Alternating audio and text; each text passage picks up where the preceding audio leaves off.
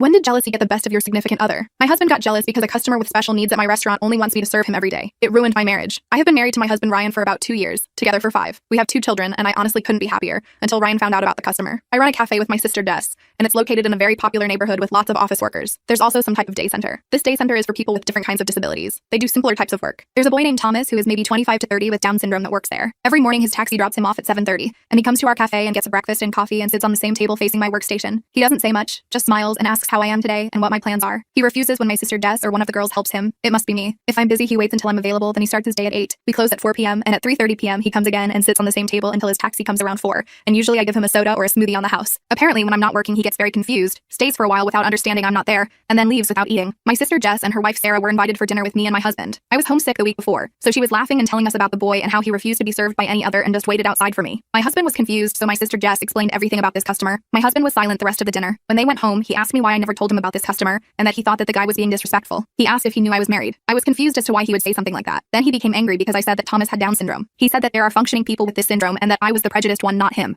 I told him that I was aware of that boy in question seemed and appeared to be much younger, and when he started, one of the people working in the day center noticed his behavior and came to check if he was making us uncomfortable and explained that he had the mind of an 8-year-old and as creature of habit. At the time, we told them that he was very polite and pleasant to have as a customer. My husband wasn't happy about it. Next week, my husband showed up at 7:30 and took that exact table the boy usually takes. When he came, he was very flustered and didn't know what to do, so he just stood near my workstation with his sandwich and coffee in hand. I asked him if he wanted me to help him find another table, but my husband was very angry and told the boy to respect me because I'm a married woman and to not come and stare at me again. The boy apologized, and he just left and waited outside all confused. I was heartbroken and begged my husband to apologize and to leave the table because the boy is a creature of habit and doesn't really like changes. He said he didn't care because obviously he's in love with me. My sister Jess told my husband about how I got a Valentine's card last year. When I got home, my husband said that he makes good money and we don't need my income. He had contacted my sister Jess to ask her to take over my share of the cafe because I didn't need to work. He said he was disappointed because I never told him about my customer or the card he gave me, so I must have thought it was out of line, but it wasn't like that at all. It's just that I get hundreds of customers every day and I don't have to tell my husband about all of them. He said it wasn't the same as someone who's in love with me, being in my cafe every day and sometimes when I'm alone. This infuriated me, but we somewhat made up and I thought we would be okay. All that to say, the next morning he was almost non-talkative to me. I asked him if he was still mad,